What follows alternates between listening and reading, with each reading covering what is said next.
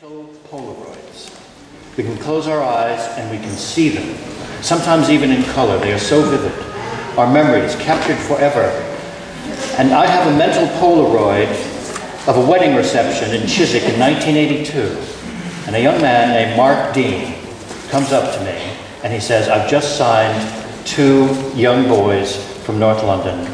They're going to be big. You're going to like them. Well, they were big, and I did like them.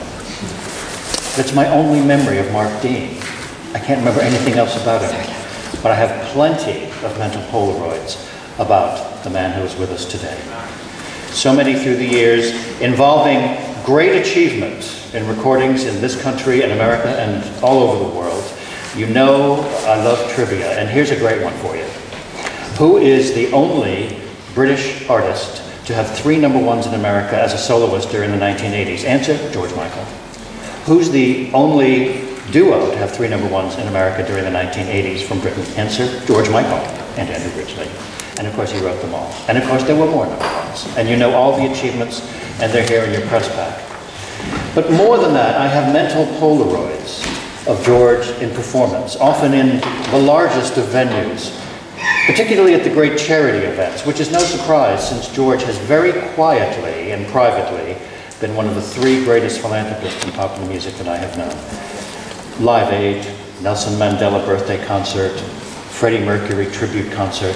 He was there for all of them. At the Freddie Mercury tribute concert, there were so many great artists. Axl Rose and Elton John and Seal and Lisa Stansfield. The MTV man sitting next to me said, "Who's left? Liza Minnelli?" And the next act was Liza Minnelli. But the funny thing was, of all those great artists, George Michael outshone them all, as was proved by Somebody to Love on the 5 Live EP, because when you set this man loose in a large audience, out comes the soul, out comes the artist. And that's what's going to happen on this tour, which I'm so excited to see is getting him out of the house and getting him around Europe in the great opera houses and arenas. I was in Verona Arena last summer. Now I can imagine George being there. What a great, great evening that is going to be. And so today we're here to discuss this tour, the Symphonica tour, with the large orchestras in the great venues. And here's the man who's going to undertake that tour, George Michael.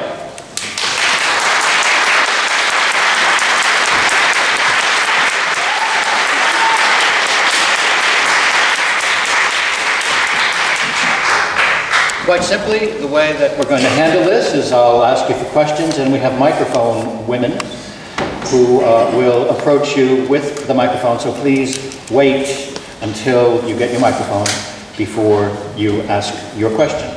May we have a first question? And the microphone girl is here, and okay, you got one right there. I'm a freelance journalist. I work for all sorts, not Portsdown though. I'd like to ask you, you've written incredible and stunning songs over the years, and now you're rearranging them for symphony orchestras. So I just wondered what inspired you to go into this new musical territory and to tour with symphony orchestras, and also how did you go about choosing some of these really iconic European music venues? Well, the idea of singing with symphony orchestras around the world was actually inspired by something, because I'd actually heard that Tony Bennett had done it recently. I thought, what a lovely idea to actually go to various places around the world and play with those symphony orchestras. Originally, I hoped to play almost entirely theatres and the places that those symphony orchestras would normally play, and then it became fairly obvious that I was either going to have to play each one for 2 weeks, or I would not get to play to enough of my fans, really. And the idea of actually singing with this kind of backing has been very attractive to me for a long period of time, but I kind of thought it was something that, for instance, when I made the songs from the Last Century album, the reason I didn't go and do what would have been the obvious thing to do, which was play at the Albert Hall, film it and make a big deal of it, was I thought almost that I was, at that time I guess I was 37, I thought I was almost too young to be making that statement, because it's the kind of thing people tend to do closer to the end of their careers.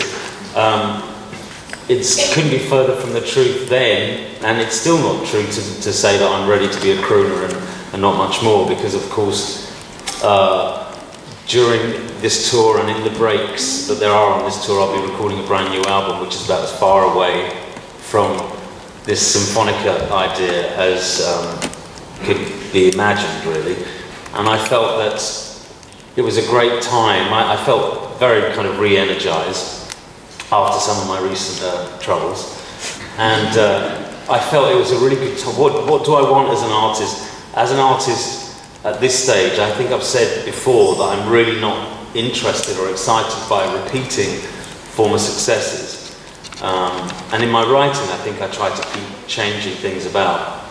But at this stage in life, there are two elements that I feel can be explored further. One is dance music, and one is the idea of my voice. And I think there's always been a very obvious love from my fans for both sides of what I do. And as an artist, I think all you can want is to make each new piece of music more authentic to who you really are. Once your ego is sated in a way, and once you're really not worrying about charts, and believe me, luckily I'm not worrying about charts very much. Once that's happened, authenticity becomes the thing you strive for. And that means to me more honesty and more of myself in each of those areas. So I think musically, both things will be very different to what people are expecting, but they're both more honest, and I've always wanted to sing with this kind of backing, so I could really use my voice and not just concentrate on keeping thousands and thousands of people really excited for 2.5 hours. I've probably got one more of those tours in me, but right now I'd like to have something slightly different. And then the album, which is something, again, which is me being far more true to myself in terms of lyrical content, in terms of the music that I listen to now, having been an out gay man for the best part of 13 or 14 years. So both projects are distinctly, very distinctly separate. But I want to work on them both together, and so that in my mind the progress is all happening at the same time. Maybe because I feel I have so much time to make up for. And I really hope that my fans, and possibly some new fans, will arrive with each project, because they really are going to be very different. It reminds me of Steven Spielberg, who was filming Schindler's List during the day and editing Jurassic Park at night. Okay, we will come down here, but the mic's in the middle right now, so do we have another one from around that area? Anyone in there? Yep, okay. Hi George, it's Charlie Gerling from Heart FM. Very exciting news about the tour. What kind of covers can we expect from you? Because you said you're going to be covering some of your favourite artists, so what can the audiences look forward to? Well, there will be covers. There'll be a lot of songs from my own history that people have never heard me sing before live, because some of them really didn't lend themselves to anything but intimate venues. So there'll be some songs that will surprise people that I've never played before live. There'll be songs from the album, songs from last century, because I thought it was such a beautiful album, beautifully arranged and produced, and those arrangements kind of deserve a wider audience, I think. But also, I don't want to give the game away too much, because I want the show to be surprising, but artists from my own history that have influenced me in ways that people wouldn't imagine when they hear my music, because my music has only ever reflected part of the music that I listen to, and some of my favourite albums would not be things that anyone expected, and even though they influenced me, I still know who I am and what I'm capable of, what my limitations are. But I think I've found some really nice ways to cover some of those beautiful old songs and incredible artists that people wouldn't necessarily have understood influenced me. Okay, let's have one more from up there and then bring it up here. One more from the middle here. Okay. Yep. Hi George, Lucrezia from London Tonight. Hello. There you are. As you said, this is a different direction for you. Are you hoping to appeal to a new audience? And did you ever think the boy from Radlett would be performing at the Royal Opera House? Well, actually, funnily enough, the very first show that I ever played was at a Cub Scout hut in Bushey, up the road from the school. And there were about 400 or 500 people there, I think, mostly friends and family, you know. It was quite a large band. But it went incredibly well. And I've never actually appeared on stage and left disappointed to this day, so I'm hoping this isn't going to change any of that. As for what I would expected as a child, I never, as I've said before, I really saw fame, the limitations of fame in 1981 when Andrew and I started our first school band, or 1980 when we first started our school band. Really, you saw Top of the Pops as being the be-all and end-all, and if you'd made it to Top of the Pops, that's as big as it got, you know. Maybe also because it was in a time post-punk when a lot of English bands weren't selling internationally, so you didn't see that many people doing well in America. But I had absolutely no clue of where I would end up. No, I mean, nobody dreams of this, really. I mean, if you do, then you're most likely to be disappointed. It is true that in 1981 there was hardly any crossover from this country to America with new artists, and it was the Human League, Don't You Want Me, and Tainted Love by Soft Cell that made the... All right.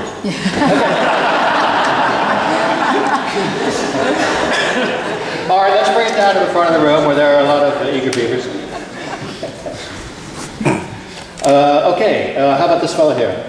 Oh, right here. Hi, Lee Zonerin from BBC News. You referred to what a difficult year 2010 was for you. What kind of impact has your prison experience had on you, your music, and why the decision to tour again? It seemed a few years ago you weren't going to do that.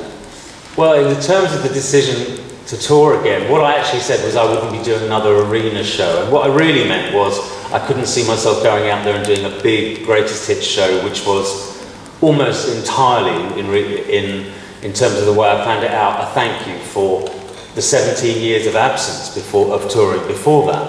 And so I gave people exactly what I thought they wanted. And as for the stuff about 2010, one, I didn't specify a year, because I've had troubles for a fair number. And two, anything personal that's not about this, you'll have to tweet me. Okay, right next to him. Yeah. Simon Cable from the Daily Mail. You've obviously got such a huge worldwide... I can't believe you're in the front row. You've obviously got a huge Has anyone got some worldwide... vegetables? Have you been surprised by just how much all your fans have stuck by you, particularly over the last 12 months? Surprised, no. I mean, I was surprised by the amount of support I've had in some ways, but my fans have always been incredibly loyal through, you know, there was a period where I didn't work for 3 years because I was taking on the standard contract. As it turns out, a complete waste of time. And there was, you know, several periods in my career where you would think, listening to you, Los, that I had problem holding on to my fans, but my fans have been incredibly loyal. I mean, I think there aren't many fans who will put up with an average time between albums of about 8 years, or people that would wait so long to see somebody live. I mean, so they've never let me down. I was fairly overwhelmed by the support in the last 10 months, but it shouldn't have surprised me because I have an amazing group of fans.